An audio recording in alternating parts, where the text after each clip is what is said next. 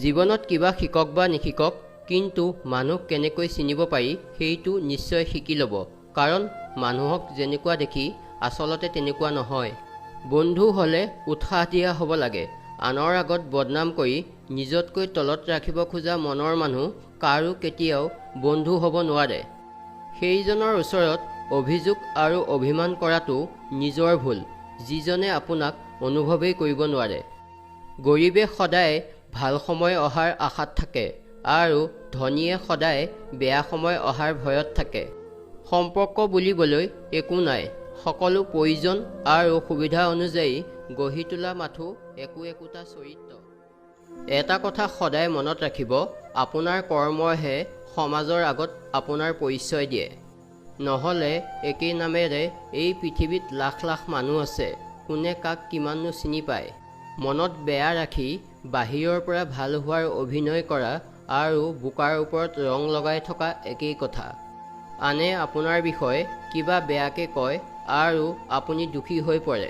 মানুহে আপোনাক সঁচাই মিছাই প্ৰশংসা কৰে আৰু আপুনি তাতে সুখী হৈ পৰে। ইয়াৰ অৰ্থ কি জানেনে? ইয়াৰ অৰ্থ এইটোৱে যে আপোনাৰ সুখ দুখৰ ছুইচ আন মানুহৰ হাতত, আৰু এই ছুইচটো যদি আপুনি আনৰ হাতত তুলি দিয়ে, আপোনাৰ দুখ কি সুখ কি তাৰ সিদ্ধান্ত আনেহে ল'ব। সেইবাবে এই ছুইচটো আপুনি নিজৰ হাতত ল'বলৈ চেষ্টা কৰক। জীৱনত বেয়া সময় অহাটো খুবেই প্ৰয়োজন, কিয়নো বেয়া সময়তহে চিনি পোৱা যায় মুখা পিন্ধা বেইমান মানুহবোৰৰ আচল চৰিত্ৰ। এটা কথা সদায় মনত ৰাখিব যে আপোনাৰ ভাল হোৱাটো বহুতেই বিচাৰিব পাৰে, কিন্তু তেওঁতকৈ ভাল হোৱাটো কোনোৱেই নিবিচাৰে। ভদ্ৰতাৰ আন এটা নাম হৈছে দুৰ্বলতা। তুমি যিমানেই ভদ্ৰ হ'বা, আনে তোমাক সিমানেই দুৰ্বল ভাবিব। যিবিলাক মানুহে আপোনাক কেৱল নিজৰ প্ৰয়োজনৰ সময়তহে আপোনাক মনত পেলায়, সেইবিলাক মানুহৰ লগত কোনো কাৰণতে সম্পৰ্ক নাৰাখিব, নহ'লে আপুনি আঘাত পোৱাটো স্বাভাৱিক। বয়সৰ হিচাপেৰে মানুহক জুখিব নালাগে, মানুহক জুখিব লাগে তেওঁৰ কৰ্মৰে।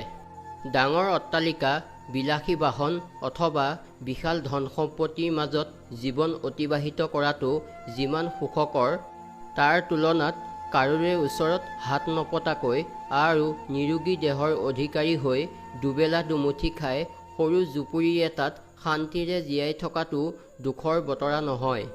বিশ্বাস কৰা নকৰাটো নিজৰ কথা, কিন্তু এইটো কথা নিশ্চিত যে আনৰ অন্যায় সাধন কৰি কোনো ব্যক্তিয়ে শান্তিত দিন কটাব নোৱাৰে। কেইটামান গুৰুত্বপূৰ্ণ কথা। ভাল লগা মানেই ভালপোৱা নহয়, ভালপোৱা হ'বলৈ হ'লে হৃদয়ৰ পৰা অনুভৱ কৰিব লাগিব।